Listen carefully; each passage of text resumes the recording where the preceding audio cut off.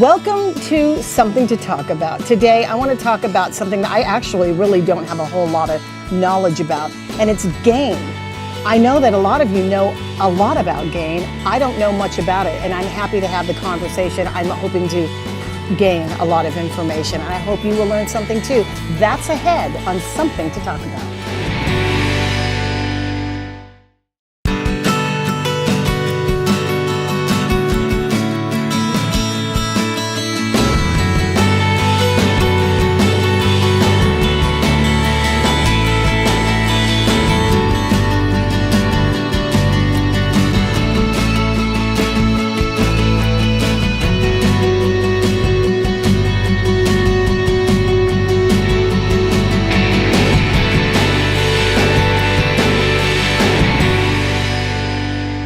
And welcome back to Something to Talk About. Thanks for joining us here at King's Restaurant in Tamuning.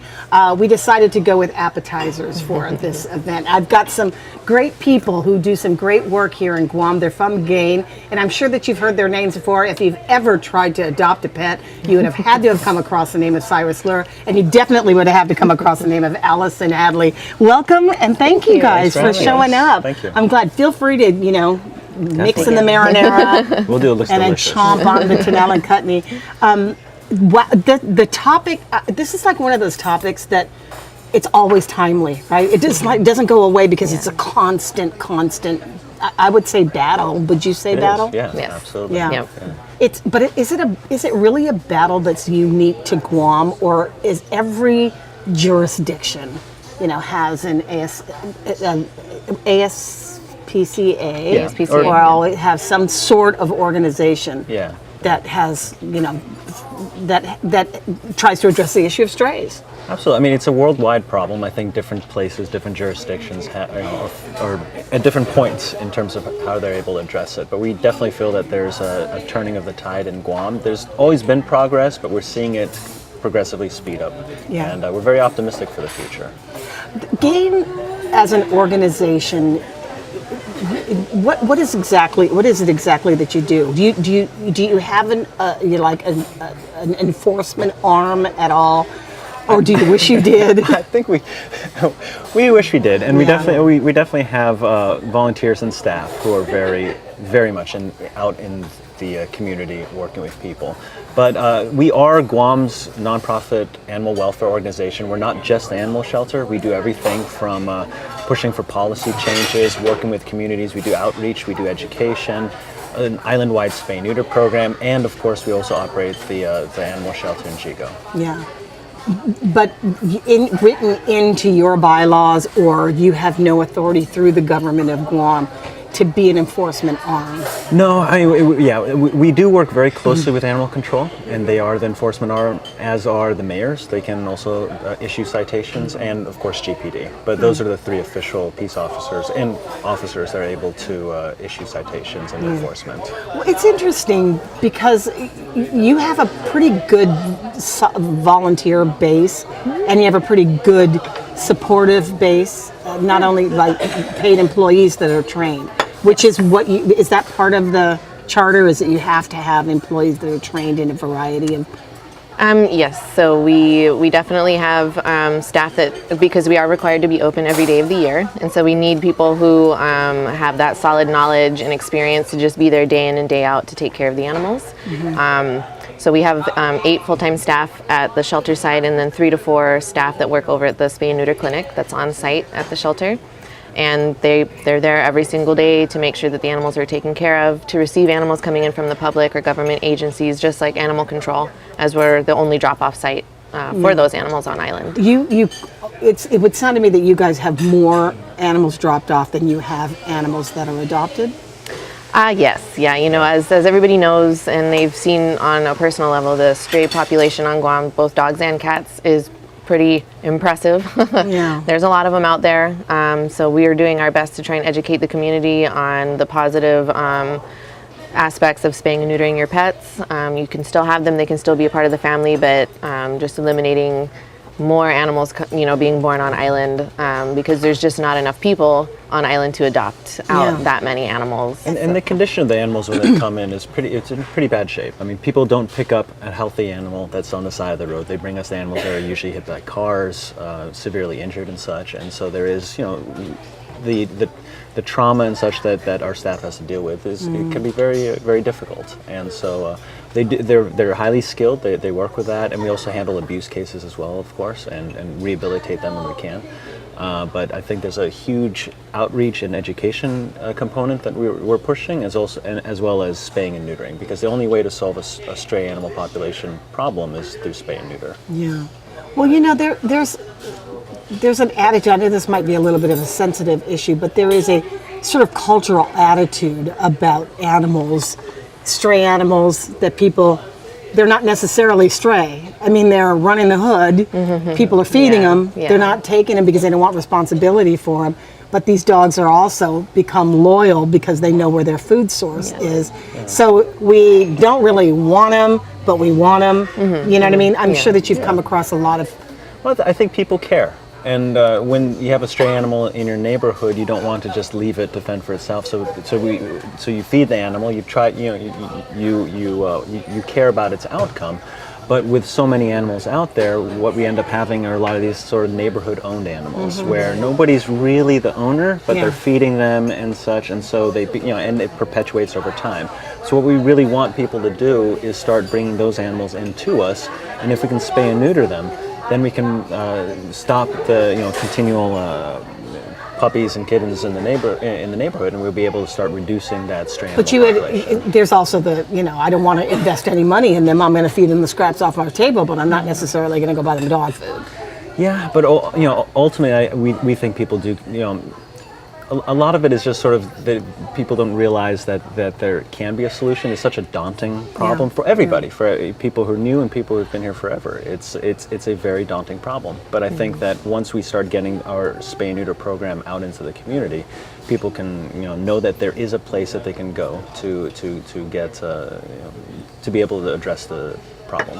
Over the years, just because we do talk radio and we're talking about this as a news topic, we've seen a number of ideas that have come through for spay and neuter programs, and I don't know what has stuck and what hasn't, but there's always tossing around the idea of how we're going to control it.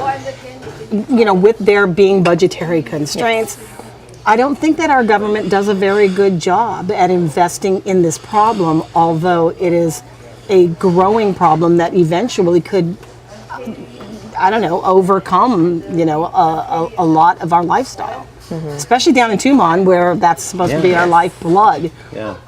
These dogs disappear into the boonies along with the homeless, who actually adopt them. You know what I mean? And they all sort of disappear, and then as soon as the sun comes up, everybody's out there foraging for food. So do you think that this is an overwhelming problem before there's a good, solid solution? Well, I think we are. The pilot project that we have at the shelter, in which we are partnering with Humane Society International. This is a multi-year investment in Guam, where we're trying to bring in visiting veterinarians from off-island. We just had one this week, and we've had about 4 or 5 this year. We're working with the local veterinary clinics to be able to do low-cost spay neuters through them as well. And then we've also rehabilitated a building on site, and we're able to do low-cost surgeries at our shelter. So previously, we would always have to set up in a warehouse or something, do surgeries there, and so it was a very discrete sort of 2-week time period. Now we're able to do it year-round, and that's a huge I do change. remember that it was like a program that you could do maybe once or twice a year. Exactly. But now we were able to sustain it long-term, and our goal is to hit 75% of all animals on Guam. So it's going to be a multi-year effort. But Speaker Cruz and Senator Bisco Lee introduced Bill 120-34, which will increase importation fees. They haven't been increased in about 20 years. And so if we increase importation fees simply in line with inflation, so we're not really increasing beyond that, that would be enough money so that we could further fund this program indefinitely into the future and have a full-time vet on island. Really? purely doing spay neuters, and that would be a huge We're talking change. about the people who bring their pets to Yes. Guam. Yeah. I would think mostly predominantly military because that's the most transient of the. We believe so. We don't have the exact numbers of who everybody is, but I would imagine that there's a lot of military. But I mean, it's a pretty low fee at this point, and it hasn't been adjusted in 20 years. Yeah. And so we just want to raise it in line with inflation. We're going to take a break here, and then when we come back, we want to talk about some of the possible resolutions that'll guide us into the future and decrease the stray population. It's a change of attitude. This we know. We'll be right back with our friends from GAIN.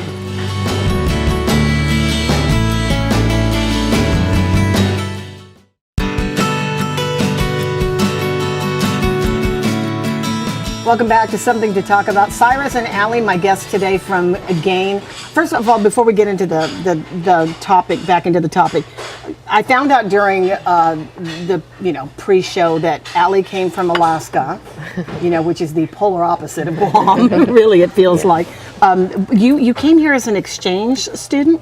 Yes, I was a part of the National Student Exchange Program, and I came in 2009 with the anticipation of just staying for a year, and I never left. Really? You dropped out of the program and said, I'm just going to stay here? After 1 year, I was able to gain residency on Guam, which allowed me to have, much more suited tuition for me at the university, and so I decided to complete my schooling at the University of Guam. What were you exchanging? What was the interest of the? What was the subject matter? What were you? I was just coming to have cool place. have a cool, a good time and see something new. And What was it about? What was the attraction to Guam? I can see the difference between Alaska and Guam. Yes. I mean, obviously the tropical. weather, it's very different, but the familial and community base here is very strong. And I've never lived in very large places, so this was kind of something metropolitan. Yeah, this is actually big were city city living folk for to me. you. Yes, Oh, in a lot interesting. of ways, and so it was just there was a lot of love for me here, and I felt very comfortable here, and so it just felt like a perfect time to make a change, and Wow. I've loved it ever since. That's cool. How about you, Cyrus? You came from North Carolina? Did you move here from there? I was in school in New York, and I met a girl that whose family's from here, but she had grown up in the States. And Oh, wow. So we're You were dating. intrigued by. Yeah. It sounded like an adventure. We said 1-2 years tops, and that was 10 years ago. Wow. Yeah. Is she still here? Yes. Oh, wow. Very cool. So you decided it stuck. And you did dabble a little bit in politics, having worked for Senator Tom Abbott for Yeah, his that was time. a wonderful experience. I learned a lot, and it was really a privilege to be able to have that sort of work and insight into politics. Yeah. I wanted to put some sort of local value on it, just because, and we talked about this before on the radio, that Guam had been criticized recently through someone who was a military housewife who criticized, Guamanians for not having any sympathy whatsoever for stray animals or for animals at all. And people responded to it. They were very taken aback that somebody would make it sound like we were so backwards and so native over our attitude. And I think that you defended Guam. Absolutely. I mean, I think it's a deeply unfair criticism to make. I mean, Guam is struggling with a problem that many places do, and we can attest to being on the animal welfare side that we see horrific cases all over, on base and off, and some of our greatest supporters are both on base and off. And so it doesn't make any sense to try to separate or divide the community. We're all in this together, and we're seeing progress being made. It only sets us back to sort of arbitrarily start creating these divisions. I was talking about the attitudes toward animals, and there are some cultures in our island, neighbor islands, where the practice of eating dog is a regular part of the diet, which is very difficult for a lot of us to watch, to hear about. But we've heard, I'm sure you've heard, horrible stories. Have you had the experience of having to rescue dogs, or have you had any experience with people who take in dogs, they sort of hunt and gather? We have not seen that at the shelter. We see a lot of different types of abuse cases, but in terms of dog meat, we have not seen that. That doesn't mean that it may not exist, but we don't have personally experience with it. But there is a law against consuming. Yeah, the law is the way my understanding is that dogs and cats are defined differently from other types of food, and you're supposed to provide medical care and other things to a dog or cat. And so, per the definition of the law, while it doesn't specifically say you can't eat dog or cat, it lays out what abuse is for a dog and a cat, and of course that would preclude being able to kill them, To consume them, yes. for their diet. Yeah. We are addressing the issue of the stray dog population, and we've already also had conversation about the different alternatives for dogs on Guam to be used in the service of people. Yeah. Where does that program go, or is there a program, a dedicated program to that? There are definitely some. There was a great law that was passed last year, written by Senator Rodriguez, that really pushed animal-assisted therapy on island. It requires the different government agencies to start putting together protocols for being able to how to handle people who have animals with them when they come in, and it also creates a working group to be able to start promoting this in other avenues. And so we're seeing a lot of people come out of the community who have experience, who have maybe therapy animals themselves, and ourselves. We are pushing. We have people who come to the shelter. Actually, I'll allow you to speak to people who come to the shelter and also the reading program. Yeah, there's people that come to the shelter in a variety of different capacities, looking for, kind of that therapeutic aspect of what animals can provide. We have groups that come from certain homes and stuff that are just looking to have time with the animals. It can help reduce, blood pressure and all of that stuff to, just a calming effect, really. And then there are people who do come looking for animals that show specific signs of being a good actual therapy animal that can be officially trained and certified for their children, or for any variety of reasons that are much more what you could call, official. One of our old volunteers needed a therapy animal to just help with some physical issues that she was dealing with, and she spotted a dog that kind of gave off that good vibe, and she had a good connection with him, and now he's a certified animal for her and helps her to physically get around the house when she's having issues and that kind of thing. So it doesn't have to be a purebred, shepherd or anything like that. Yeah, or a certain breed. Our boonies are just as good if they have those physical, emotional, and mental attributes, which many of them do. Just gotta give them a chance. But for dogs that are to aid the blind, it's a much different process. There has to be more that takes sophisticated years training. and years. Yeah. So But they in would order to just get to start that, young. Yeah. But it's not necessarily a breed as much as it is a training. Exactly. Yes, if they're able to respond to it. Okay, so any dog can necessarily be trained for anything, or are there more dogs that are more sensitive to smell and that sort of thing that most law enforcers might want to use? I wouldn't necessarily be able to say any dog, because I'm not, well versed in the inner workings of the training, but I would definitely say that I don't think that there's a specific breed. They're just like humans, their personalities vary, their senses vary depending on the animal. So if somebody who has that training spots that in the animal, they will try and see if it'll work out, and that's what they've done a couple of times. They've gone up there and animals. actually tried to survey that. Yeah. The other thing I wanted to ask, and I just lost the question. Darn it. Well, let's talk just quickly about adopting animals. Yes. I was trying to make the point that it is very intimidating. When your child spots a great animal and you know that it would make a great partner in the home, but you don't have experience in house training, and so you tend to say, no, I can't. The patience level is pretty high if you're going to train a puppy or a dog that's been not domesticated or had been in the home, right? Yeah, absolutely. So people would shy away from adopting because they're worried about the training? Sometimes. A lot of people make a on-the-fly decision as well, so it kind of just depends on the family. But we encourage it, even if it's scary. We have a lot of, newlyweds who come in and they want to, raise a puppy together. Before the baby? Yeah, yeah, before Yeah. the baby. And so that can be intimidating as well. But as we were discussing, there are so many different websites, training opportunities online. Even here on island, we have trainers that are great and they do amazing things with animals that come from any background. Maybe they used to be tied outside, their whole life, and they're an adult now, and there might be some behavioral issues, but that isn't to say that those cannot be overcome.